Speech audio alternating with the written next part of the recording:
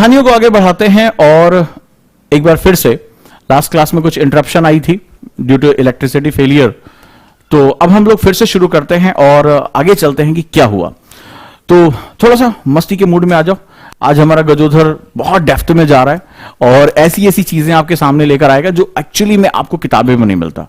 जान तो योजना कुरुक्षेत्र का जो सबसे बड़ा फायदा तुम लोगों ने अभी तक देखा कि कुछ ऐसे शब्द, कुछ ऐसे कॉन्सेप्ट आपके सामने निकल कर आ रहे हैं जिसमें आपको एक्चुअली में जो है वो किताबों में जो कई साल पहले छपी थी वो नहीं मिलेगा। यही वो एडवांटेज है, यही वो एज है जो आपको वहां देखने को मिलता है। और इसका मैं तुम्हें बताऊं कि मेरा स्टूडेंट इंटरव्यू दे रहा था। मैं तुम्हें एक छोटी सी चीज बताता हूं। तो आईएएस पैनल में बैठे हुए थे और एक रिटायर्ड आईजी थे, तो उन्होंने कुछ क्वेश्चन पूछा ऐसा, मतलब बिल्कुल रिसेंटली जो भी गवर्नमेंट ने पॉलिसीज लॉन्च की, और उसने बिल्कुल सही सही जवाब दिया। तो बाद में बोला कि बहुत अपडेटेड हैं, तो मैंने उनको रिसोर्स दिखाया। मैंने कहा देखो, आप लोग भी मिनिस्ट्री से आप लोगों को आदेश मिलता है, ये करना है, ये योजना मिलती है, और मैं इनको अपडेट करके बहुत रखता हूं कि ये चीज ऐसे चल रही है, और मैंने रिसोर्स बताया कि देखो ऐसे ऐसे चीज। बोला फिर तो यार बिल्कुल सही जा रहे हो, ठीक है, बिल्कुल जो है वो सही चल रहा है, बढ़िया जो है इनका जो है वो चांसेस बहुत ज्यादा अच्छे हैं। तो देखिए इस बार ऊपर वाले की दुआ रही तो हम काफी अच्छा कर पाएंगे। लेट्स स्टार्ट, शुरू करते हैं हम लोग।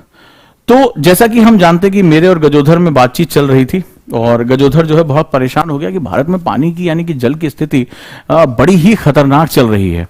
खैर हम आगे बढ़े और हमने जो है वो सेगमेंट शुरू किया कि गजोधर ने पूछा कि सर पानी को बचाने के लिए यानी वाटर सिक्योरिटी के लिए सरकार क्या क्या प्रयास कर सकती है, सरकार क्या कर रही है, ठीक है, क्योंकि संकट तो बहुत बड़ा है। तो इसमें हमने सबसे पहले बोला कि चलो गजोधर हम समझते हैं कि ये चीज क्या है। तो गजोधर और मेरी कहानी जो है राइट वो आगे बढ़ती है। और वाटर सिक्योरिटी के लिए सबसे पहले जैसा मैंने बताया था राइट, यहीं पे हमारा थोड़ा डिस्टर्बेंस क्रिएट होता है। एक बार इसको जल्दी से क्विक करते हुए रैप अप कर लेते हैं इसको। तो सबसे पहले मैंने कहा कि गजोधर हमारी वाटर सिक्योरिटी में नेचर के पास ही बहुत कुछ है, प्रकृति ने हमें बहुत कुछ अच्छा दिया है। अगर हम प्रकृति को समझ लें, हम नेचर को समझ लें, हमारी बहुत सी समस्याओं का समाधान वहां पर है। सबसे बड़ी दिक्कत हम भारतीयों के साथ यह हो गई कि हमारी शिक्षा व्यवस्था में, हमारी सामाजिक व्यवस्था में बहुत बड़ी दिक्कत यह आई कि हम अपनी जो कल्चर है, जो हमारा अपना नेचर के साथ संबंध, उसको हम भूल बैठे। याद रखिएगा, कोई भी कल्चर अपनी ही जो एनवायरमेंट होता है, अपनी जो ज्योग्राफी होती है, उसके साथ बहुत सस्टेनेबल होता है। तो हमारा जो कल्चर था वो हमारे प्रकृति, हमारे एनवायरमेंट में बहुत सस्टेनेबल रहा है। तो हम ऐसे लोग रहे हैं जो शुरुआत से प्रकृति पूजक रहे हैं। अगर भारत को भारतीयता की नजर से तुम देखोगे, यानी हिंदुस्तान को आप अगर हिंदुस्तानी के नजरिए से देखोगे, उसकी मूल संस्कृति के रूप में देखोगे, तो तुम यहां पाओगे कि हम बहुत ही ज्यादा प्रकृति के नजदीक रहे। हम अपनी नदियों को मां कहते चले आए, हम अपनी मिट्टी को मां कहते हैं। वो सभी जो हमारे जीवन के लिए इंपॉर्टेंट है, हमारी जननी के रूप में हम उसको पूछते चले आए हैं।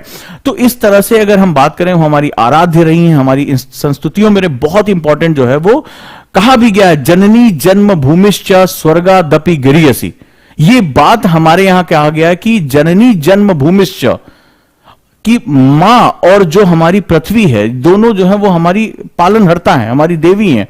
जननी जन्म भूमिश्च स्वर्गादपि, यानी कि अगर ये हैं तो स्वर्ग भी इनके सामने कुछ नहीं है, नथिंग। मतलब स्वर्ग का संपूर्ण वैभव भी मां और मतलब हमारी मातृभूमि, इन दोनों के आगे कुछ भी नहीं होता है। तो ये हम लोग हैं जो इस महत्व को समझते चले आए। दिक्कत ये रही है कि जो वेस्टर्न, जो मैकाले की शिक्षा पद्धति आई, उसने सबसे पहले यही कहा, जब उसने अपने फादर को लेटर लिखा, मैं हिस्ट्री में इसको पढ़ाऊंगा, इस बात को समझना, लिंक करने की कोशिश करना, कि जब उसने अपने फादर को ये लेटर लिखा कि मैं भारत के कोने कोने पर गया, ना तो यहां कोई चोर, ना कोई बेईमान, ये अपनी संस्कृतियों से जुड़े हुए लोग हैं, और ऐसे लोगों के ऊपर हम साम्राज्य हासिल नहीं कर सकते, क्योंकि हमारा जो कल्चर है इनके सामने बहुत ही छोटा पड़ जाता है।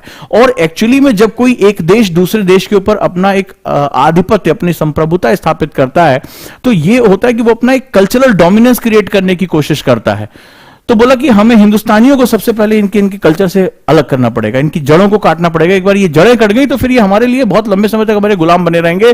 ये वो भारतीय होंगे जो रंग रूप से तो भारतीय होंगे, लेकिन सोच से वो अंग्रेज होंगे, और वो बहुत बेहतरीन तरीके से कामयाब रहा। अगर मैं कहूं कि मैकाले वो व्यक्ति था जिसने अंग्रेजों की सत्ता को लंबे समय तक कायम रखने में अपनी भूमिका निभाई, तो शायद ये गलत नहीं होगा, अतिशयोक्ति नहीं होगी। और उसने ऐसे भारतीय पैदा कर दिए जो आज भी हिंदी बोलने में जिनको शर्म आती है, भारतीय भाषाएं बोलने में जिनको शर्म आती है, जो हिंदुस्तानी कहलाने में शर्म करते हैं, जो बहुत प्राउडली दूसरों के कल्चर को फॉलो करते हैं, वेस्टर्नाइजेशन को फॉलो करते हैं, भले चाहे ये जानते हुए कि ये हमारी जलवायु, हमारे भूगोल, हमारी संस्कृति के अनुरूप नहीं है, फिर भी ब्लाइंडली फॉलो करते हैं। और ये बहुत ही गहरा जो है वो सेगमेंट है, जो है वो मौजूद है। तो चलिए हम यहीं पर बात करते हैं। तो सबसे पहले प्रकृति ने हमें ही वृक्ष रूप में दिया, और आप देखिए भारतीय परंपराओं का जब आप अध्ययन करेंगे तो बहुत से ऐसे वृक्ष रहे हैं जिनकी हम पूजा करते चले आए, जो हमारे आराध्य रहे हैं, जो हमारे साथ जो बहुत गहराई में जुड़े, और हम तमाम ऐसी समुदाय हैं, ऐसे ट्राइब्स ग्रुप हैं जो वृक्षों को, जो तमाम हमारी प्रकृति की चीजों को अपनी जान से ज्यादा प्यार करते हैं। अगर आप चिपको आंदोलन की बात करें उत्तराखंड में, तो उन्होंने कहा कि पेड़ हमारे आराध्य हैं, चिपक गए, बोले कि हमारा शरीर काट दो, हम पेड़ नहीं काटने देंगे। जब आप बिश्नोई समाज की तरफ जाते हैं तो आप देखते हैं कि वो हिरन को, जो चिंकारा है या वहां पर जो वृक्ष है, उनको पूज्य मानते हैं, उनको जो है वो भगवान का अवतार मानते हैं, और किसी भी रूप में वो कहते हैं कि हमारे प्राण चले जाएंगे लेकिन हम इनको नहीं जाने देंगे। तो किसी भी समुदाय में जब उसकी मूल संस्कृतियों की तरफ आप जाते हैं, जब आप उसके कल्चरल सेटअप की तरफ जाते हैं, तो प्रकृति संरक्षण के उपाय, यानी कि जो अगर हमें अपनी एनवायरनमेंट को कंजर्व करके रखना है, उसको बचा के रखना है, तो हमारी वो गहराई में ही वो जुटी है। अब मैं आपसे एक चीज जानना चाहता हूं, मैं सभी ओजांके से जानना चाहता हूं कि इन्हीं क्लास के माध्यम से पिछले कुछ समय से बहुत बदलाव हो रहा है। आपने देखा कि ऐसे लोगों को पद्मश्री दिया जा रहा है, पद्म विभूषण दिया जा रहा है, जो राष्ट्रपति भवन में नंगे पैर पहुंच रहे हैं, जो वास्तविक भारत का प्रतिनिधित्व कर रहे हैं। वो बहुत डिजाइनर कपड़े नहीं पहन रहे हैं, वो बहुत बड़े सोशलाइट्स नहीं हैं, वो राष्ट्रपति भवन ऐसे जा रहे हैं, वो कुर्ता पजामा पहने, वो नंगे पैर, वो बदन पे एक साड़ी डाले, वो ऐसे लोग हैं जो वास्तविक भारत का प्रतिनिधित्व कर रहे हैं। मैं बात कह रहा हूं, मैं इस बीच में मैंने बहुत रिसर्च पढ़ा, मैंने बहुत सी किताबें पढ़ी, मैं यकीन मानिए मैं कह रहा हूं कि पिछला जो 2020 से जो कोविड आया है, वो भारत के लिए उसने संभावनाओं के द्वार खोल दिए। अगले कुछ सालों में आप देखेंगे कि भारत अचानक से जो ऐसे ग्रोथ कर रहा था, अचानक से उसने टेंजेंशियल जो है वो एक्सपोनेंशियल पाथ पकड़ लिया है। तो मैं आपसे कहूंगा उस भारत को पहचानो, उस भारत का हिस्सा हो तुम। ये स्वर्णिम काल है हमारा। आप नोटिस करके देखना मेरी बात को, आप चाहे आलोचनात्मक लें, पसंद करें या ना करें, आपका यह हक है कि आप मेरी आलोचना कर सकते हैं। लेकिन जब मैं भारत की बात करता हूं, आप किसी भी जाति धर्म से हो, किसी भी क्षेत्र संप्रदाय से हो, इससे कोई मतलब नहीं है, तो भारतवासी ना। भारत ही हमारी मातृभूमि, हमारे शरीर में उसी मिट्टी का अंश है, तो हम सभी भारतीय हैं। हमारी एक जो परम पहचान है, जो हायर आइडेंटिटी, वो हिंदुस्तानी की जो है आइडेंटिटी है। तो मैं यहां आपसे बस एक ही चीज कहना चाहूंगा कि ये उभरता हुआ भारत है, और हम सभी, मैं पहले भी कह रहा हूं कि मैं ओजांकियन को इस कमरे का हिस्सा नहीं बनाना चाहता। मैं इस कमरे की दीवारों की ईंट बनाने की, भारत की जब भी उसकी नींव की बात होगी, भारत की मजबूती की बात होगी, मेरा ओजांकियन